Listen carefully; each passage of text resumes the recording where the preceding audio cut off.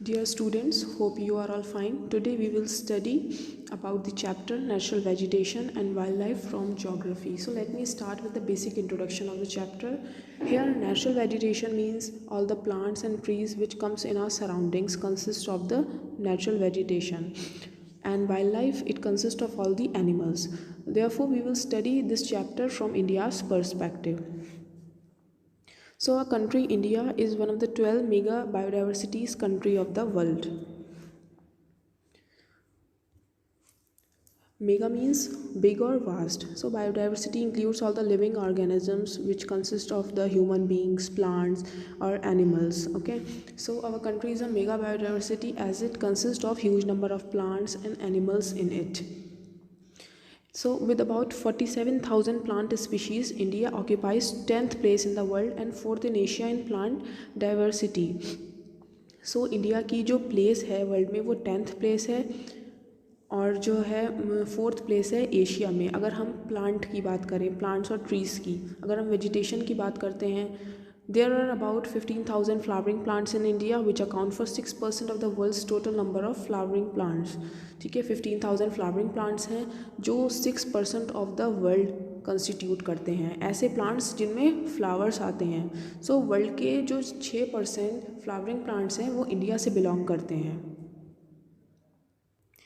Other than the flowering plants, many non-flowering plants are also there like ferns, algae and fungi. सो इसी के साथ अगर हम देखें तो हमारे पास वेजिटेशन बहुत ज़्यादा है, बहुत सारी स्पीशीज़ हैं हमारी प्लांट और ट्रीज़ की, जिसमें फ्लावरिंग प्लांट्स भी आते हैं और नॉन फ्लावरिंग प्लांट्स भी आते हैं. अगर हम बात करें स्पीशीज़ ऑफ एनिमल्स की, वाइल्ड लाइफ की, तो इंडिया में अप्रॉक्सीमेटली 90,000 स्पीशीज़ ऑफ एनिमल्स पाए जाते हैं. ठीक है, as well as a rich variety of fish in its fresh and marine waters. और बहुत सारी अलग अलग वेराइटी की फ़िशेस भी पाई जाती हैं हमारे फ्रेश वाटर्स में एंड मेराइन वाटर्स में.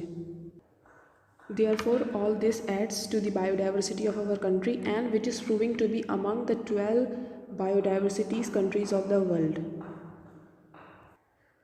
Now there are two terms, flora and fauna. Flora is used to denote plants. All the vegetation that comes in our surroundings is used to denote flora. Whereas on the other hand, fauna जो है हम refer करते हैं wild life के लिए.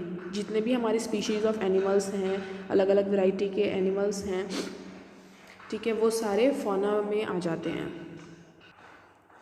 Now comes relief.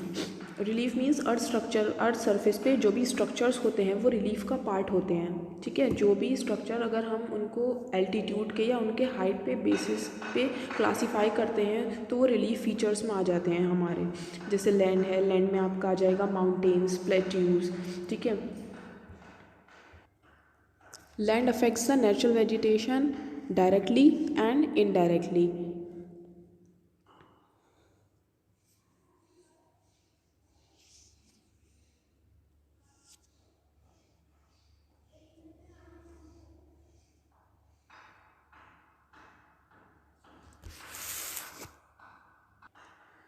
Our natural vegetation is different from place to place. It varies from place to place and the one factor is land. Mountains पे जो आपको वेजिटेशन देखने को मिलेगी वो अलग होगी. On the other hand plateaus पे जो वेजिटेशन देखने को मिलेगी आपको वो अलग होगी, क्योंकि अलग अलग जगह का कंपोजिशन अलग होता है. वहाँ का लैंड अलग होता है, सरफेस एरिया अलग होता है, टेम्परेचर, वहाँ के कैरेक्टरिस्टिक्स अलग होते हैं. Therefore it influences the wild life and vegetation of any particular place. Now next come soil. Soil also varies according to the different areas. कहीं पे आपको desert soil देखने को मिलेगी, कहीं पर black soil होगी, कहीं पर alluvial soil पाई जाएगी. So vegetation and wildlife also depends on the soil also. So the sandy soil of the desert support cactus and thorny bushes. जो रेतीली मिट्टी होती है डेजर्ट में वो किस टाइप की वेजिटेशन सपोर्ट करती है? वो सपोर्ट करती है कैक्टस और थॉर्नी बुशेस को. वाइल वेल्ट जो वेट एरियाज़ होते हैं वो सपोर्ट करते हैं मैंग्रोव्स, जो वेजिटेशन होती है उस टाइप की वेजिटेशन को सपोर्ट करती है. And on the other hand the hill slopes with some depth of soil have conical trees. और जो हिली एरियाज़ होते हैं वहाँ पर आपको कोन शेप में ट्रीज़ देखने को मिलेंगे. अभी तक हमने देखा लैंड और सॉइल जो रिलीफ का पार्ट थे, ठीक है, क्या वो रोल प्ले करते हैं लैंड और सॉइल। कहीं का लैंड कंपोजिशन अलग है, कहीं की सॉइल अलग है, तो all it depends on the different composition of land and the soil. Now we will see about climate. Climate में भी आपके 3 सब हेड्स हैं। First one is temperature, second photoperiod और sunlight, and third is precipitation. First we will study about temperature. Temperature, so take a desert and a river area और a forest area। Temperature के साथ साथ humidity भी होती है air में। तो इन डेजर्ट एरियाज़ अगर हम देखें, ह्यूमिडिटी और मॉइस्चर जो होता है वो वहाँ का लो होता है। और ऑन द अदर हैंड अगर हम फॉरेस्ट या रिवर एरिया देखते हैं तो वहाँ पर रेनफॉल ज़्यादा होती है रिवर साइड एरियाज़ में, फॉरेस्ट एरियाज़ में। तो वहाँ का जो टेम्परेचर है, वहाँ पे ह्यूमिडिटी और मॉइस्चर है वो हाई रहता है as compare to the desert areas. अगर हम प्रेसिपिटेशन की बात करें तो फॉरेस्ट साइड में बहुत ज़्यादा रेनफॉल होती है। On the other hand desert areas में रेनफॉल बहुत कम होती है और ना के बराबर होती है। तो प्रेसिपिटेशन फॉरेस्ट साइड में बहुत हाई रहता है as compare to the desert areas. अब if we talk about the soil, forest area की सॉइल बहुत फर्टाइल होती है जितना डेजर्ट सॉइल नहीं होती है। डेजर्ट एरिया की सॉइल उतनी फर्टाइल नहीं होती है। So what did we see from this, that vegetation and wildlife of both the places will be different. कहीं पर टेम्परेचर बहुत हाई है, कहीं पर टेम्परेचर बिल्कुल माइनस में है। So it also affects the type of vegetation and the wild life depending on the particular area. Now photo period और सनलाइट मीन्स सनलाइट किस प्लेस पे कितनी आ रही है उसके अकॉर्डिंग वहाँ का क्लाइमेट रहेगा। The variation in duration of the sunlight at different places is due to the differences in latitude, altitude, season and duration of the day. जो भी वेरिएशंस रहते हैं वहाँ पे सनलाइट में, variations means all the differences that takes place due to the latitude. Latitude means जो high latitude areas होते हैं लाइक हिली एरियाज़, वो बहुत कम सनलाइट रिसीव करते हैं। Next altitude, altitude means the height. Higher altitude पे sun raise पहले आती हैं तो वहाँ का फोटो पीरियड अलग रहेगा as compare to the plain areas. Now if you talk about the season, summer में फ़ोटो पीरियड ज़्यादा होता है, विंटर्स में कम रहता है। Next is duration of the day. Short plants जो होते हैं उन्हें दिन में सिर्फ 12 आवर्स से कम की ही फ़ोटो पीरियड की नीड होती है। ऑन द अदर हैंड अगर हम लॉन्ग प्लांट्स को देखें, उन्हें 12 आवर्स से ज़्यादा सनलाइट चाहिए होती है खुद को ग्रो करने के लिए। Due to longer duration of sunlight trees grow faster in the summer. Summer में जो ड्यूरेशन है सनलाइट की वो बहुत ज़्यादा रहती है, इसलिए समर में ट्रीज़ बहुत ज़्यादा जल्दी ग्रो कर जाती हैं। Now comes precipitation means rainfall. किस एरिया में कितनी रेनफॉल हो रही है, it also affects the climate of the particular place. So dense areas में जो प्लांट्स एंड एनिमल्स हैं उनकी वेजिटेशन बहुत थिक होती है क्योंकि वहाँ पर बहुत ज़्यादा हैवी रेनफॉल रहती है as compare to the areas of less rainfall. Now we will study about the importance of forest. Forests are the renewable resources and they play a major role in enhancing the quality of the environment. जितने ज़्यादा forest होंगे, जितने ज़्यादा plant और trees होंगे हमारे surroundings में, उतने ही ज़्यादा हमारा जो रिसोर्सेज हैं हमारे वो ग्रो करेंगे। They modify local climate, control soil erosion. Modify करते हैं local climate, modify means change करते हैं, कभी हॉट सीज़न है, कभी कोल्ड सीज़न है, कभी रेनी सीज़न है। Next is control soil erosion. Trees अपनी रूट्स में मिट्टी को पकड़ कर रखती हैं। जब रेनफॉल होती है तो पानी सॉइल को बहा के ले जाता है, लेकिन फॉरेस्ट अपनी रूट में मिट्टी को पकड़ के रखती हैं, उससे सॉइल इरोजन जो है वो नहीं होता है। Next is regulate stream flow means maintaining the flow of stream. जब जड़ों से मिट्टी को पकड़ के रखा जाता है तो पानी भी है तो रिवर्स को कभी ड्राई नहीं होने देता, कंटिन्यूस ग्राउंड वाटर होल्ड करता है। Forest also supports a variety of the industries like furniture, medicines, rubber, paper. It also provides livelihood. Example like tribal peoples जो होते हैं वो हनी एक्सट्रैक्ट करते हैं फॉरेस्ट से, फिर उसे सेल करते हैं, which gives rise to their livelihoods. Forest also offer panoramic और scenic view for the recreation. जब आप घूमने के लिए जाते हो तो नेशनल पार्क्स हैं लाइक और वाइल्ड लाइफ सेंचुरीज जाते हो तो वहाँ पर आपको बहुत ब्यूटीफुल व्यूज़ देखने को मिलते हैं which is part of the natural beauty. It provides humus to the soil and shelter to the wildlife. So forest also provide humus to the soil. Soil को moisture provide करता है और animals को shelter भी provide करता है forest. Now we will study about the types of vegetation. Vegetation means the plants and trees are a part of the vegetation. So there are 5 main types of vegetation in our country. First one is tropical evergreen forest, next tropical deciduous forest, tropical thorn forest and scrubs, montane forest and mangrove forest. First we will study about tropical evergreen forest. Those forests that are lying in the tropical regions are a part of tropical forest. देखो tropical of cancer से tropic of Capricorn के बीच में जो भी areas आते हैं वो tropical areas हैं. इन एरियाज़ में जो भी फॉरेस्ट पाए जाएंगे वो ट्रॉपिकल एवरग्रीन फॉरेस्ट होंगे. एवरग्रीन मीन्स जो हरे भरे रहते हैं. They remain endless and everlasting. जब रेनफॉल मिलेगी उसे तो वो हरे भरे रहेंगे. Plants which lies in the tropical area, जो भी प्लांट ट्रॉपिकल एरिया में लाई करते हैं और जिन्हें बहुत ज़्यादा अमाउंट में रेनफॉल मिलती है वो ट्रॉपिकल एवरग्रीन फॉरेस्ट कहलाते हैं. Now we will see about some of its characteristics. First we will see about the rainfall. So ये सारे जो फॉरेस्ट हैं ट्रॉपिकल एवरग्रीन फॉरेस्ट ये ऐसे एरियाज़ में पाए जाते हैं जहाँ पर बहुत ज़्यादा रेनफॉल होती है. Areas having more than 200 centimetre of rainfall.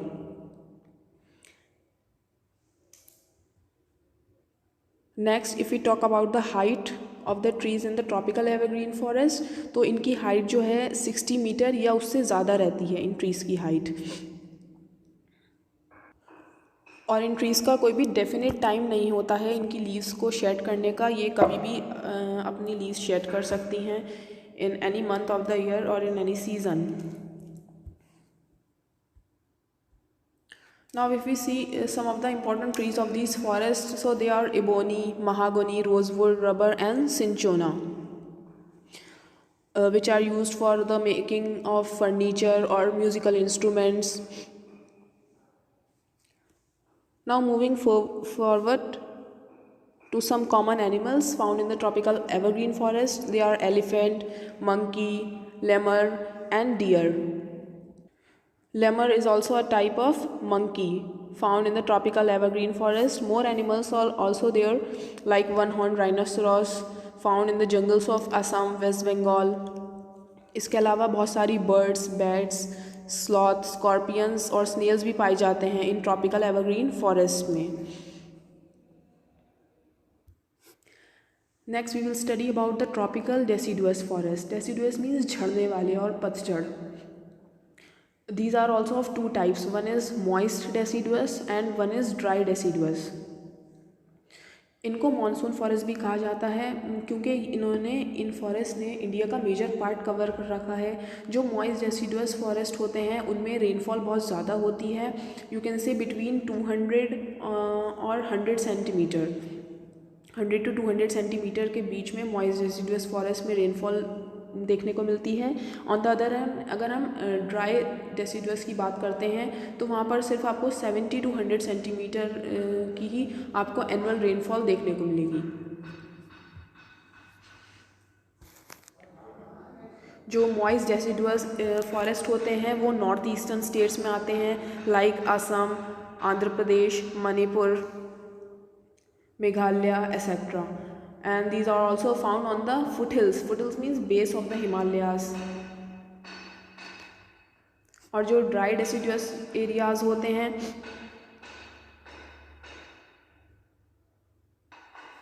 वो आपको Rainier parts of the peninsular plateau और बिहार या उत्तर प्रदेश में भी आपको देखने को मिलेंगे. अब अगर हम देखें तो इसमें ट्रीज़ कैसी पाई जाती हैं लाइक टीक, साल, पीपल एंड नीम इसमें ग्रो करती है. और इन फॉरेस्ट में बहुत ज़्यादा कल्टीवेशन भी आपको देखने को मिलती है और बहुत ग्रेजिंग भी होती है. Now some common animals like lion, tiger, pig, deer and elephant. और इसमें बहुत सारी वैरायटी ऑफ बर्ड्स भी पाई जाती हैं.